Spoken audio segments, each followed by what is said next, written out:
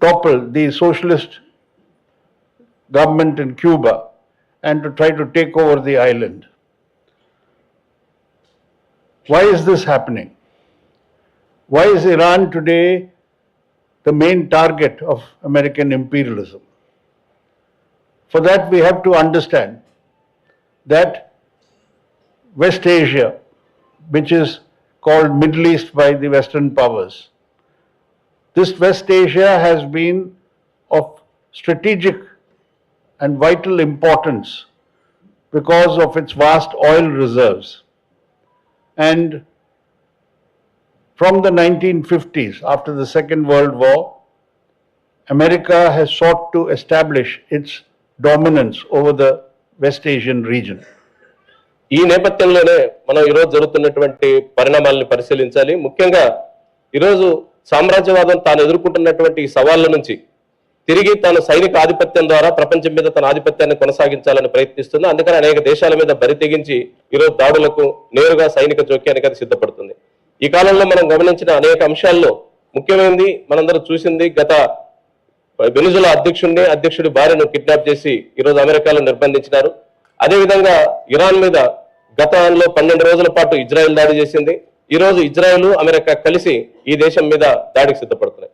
దీనికి ప్రధాన కారణం సామ్రాజ్యవాదం తనకున్నటువంటి ఆర్థిక సంక్షోభం నుంచి ఈ రకమైనటువంటి సైనిక ఆధిపత్యం ద్వారా ప్రపంచంలో తన ఆధిపత్యంలోకి రావడానికి ఈ ప్రతిఘటనకు ఈ రకమైనటువంటి దాడులకు తెగబడుతుంది.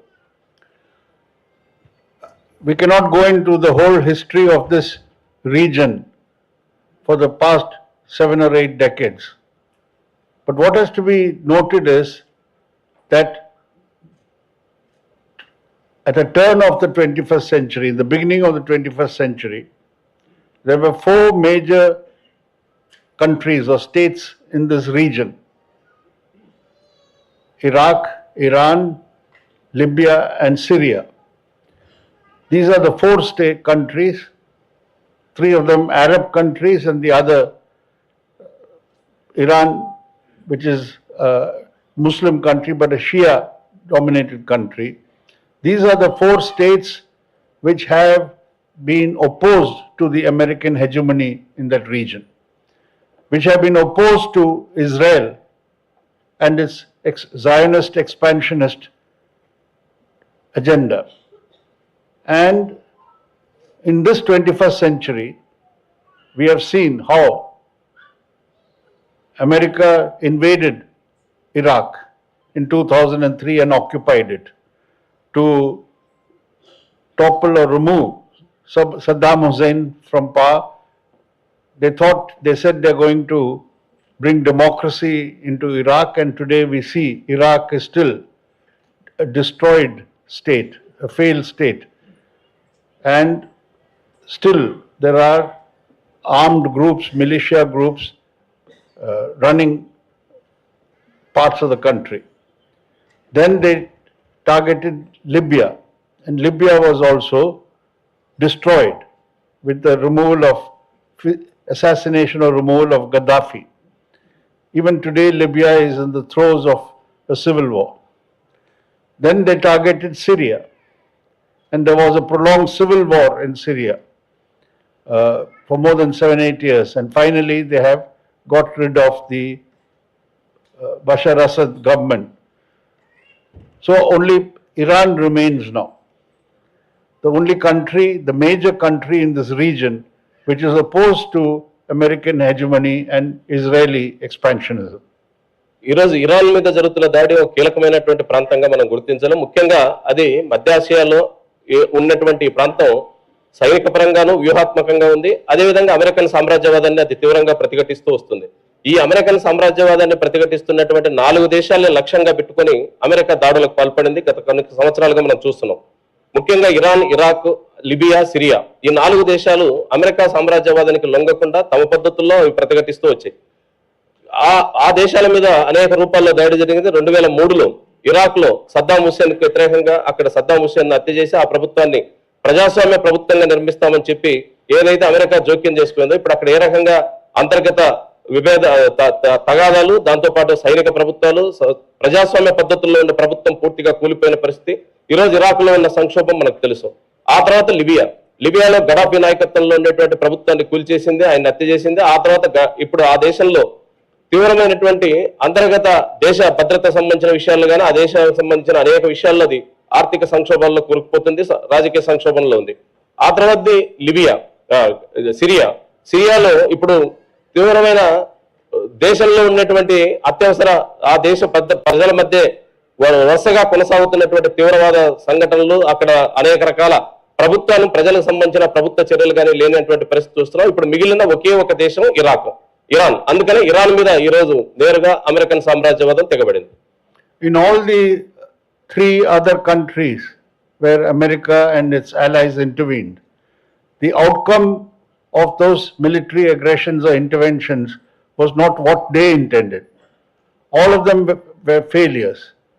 Iraq actually, after Saddam Hussein, under the American regime, has now got a government which, because it's a Shia majority country, they were more sympathetic to Iran than before, when Saddam Hussein was there. Syria, which they have recently been able to topple the Assad government, they have installed an Al-Qaeda leader. That is a Muslim extremist Al-Qaeda leader. Today America has put them in power. And in Libya, as I said, the country is divided. There's no unified government there even. There also various types of fundamentalist forces have grown. So the interventions they have made have led to the growth of fundamentalist forces and other divisive forces, and America has not been able to control any of these events. America జోక్యం చేసుకున్న ఈ మూడు దేశాల్లో మనం చూస్తే Iraq లో ఈరోజు అక్కడ ఉన్నటువంటి ప్రభుత్వం అంతకు ముందు ఉన్నటువంటి మెజారిటీ జాతి ఏదైతే ఉందో ఆ జాతులకు సంబంధించిన ప్రభుత్వం కాకుండా ఈరోజు అక్కడ ప్రభుత్వాన్నే మార్చేసి అంతర్గత విభేదాలు పెంచింది. అదేవిధంగా లిబియాలో ఏదైతే ఆల్ ఖైదాకు వ్యతిరేకంగా అని చెప్పేసి అమెరికా చెప్తుంటుందో ఆల్ ఖైదాకు సంబంధించిన వ్యక్తి ఈ రోజు అక్కడ అధినేతగా ఉంటున్నాడు. ఆయనకు అమెరికా మద్దతు ఇస్తుంది. ఒకవైపు ఉగ్రవాదం గురించి చెప్తుంది, ఆ ఉగ్రవాదానికి సంబంధించిన ఆల్ ఖైదా వాళ్ళనే ఇప్పుడు ఆ లిబియా దేశం మీద అధిష్ఠించింది. అదేవిధంగా సిరియాలో ఈ రోజు ప్రజాప్రభుత్వం లేదు. అక్కడ ఉన్నటువంటి రెండు శిబిరాలుగా మొత్తం రెండు దేశాలుగా ఆ ప్రభుత్వం విడిపోయి దేశం విడిపోయే పరిస్థితుల్లోకి అమెరికా జోక్యం వల్లే జరిగింది. So now, after attacking Iran, which is what Israel wanted America to do, now Trump has landed up in a quagmire. Just like Bush, when he attacked Iraq and occupied Iraq, they were stuck there for 7 years. They could not get out of Iraq. Today, Trump finds himself in a similar position. But Iran is not Iraq. Iran is the major power in the West Asia. It's a country of 90 million people, an advanced country in terms of industrial and technical infrastructure. It's a country with an ancient civilization, 5,000 years old. Its civilizational influence we can see in India also. In all the courts of the medieval India, in the North India and Western India, Persian was the court language. In the Mughal and other Punjab, all the places, Persian influence. Iran was called Persia earlier. So it's a country with a great depth of civilization, a highly educated population, and we can see now that all those missiles which Iran is using, those missiles were produced in Iran, manufactured. They have not got it from Russia or China. They are producing it themselves. The drones that are being used, they are supplying Russia with drones to fight in Ukraine. The Shahed drones are being used by Russia in Ukraine, which are actually produced in Iran, and now they have a joint production in Russia for these drones. So they have taken on a country which is not going to surrender to American aggression. ఈరోజు Iraq లాగా Iran ను కూడా ఆక్రమించుకోవాలా, ఆ రకంగా ఆ దేశాన్ని తన ఆధీనంలో పెట్టుకోవాలని చెప్పేసి అమెరికా ప్రయత్నించింది. ఇరాక్ మీద దాడి చేసినప్పుడు 7 సంవత్సరాలుగా అక్కడ అమెరికన్ సైనిక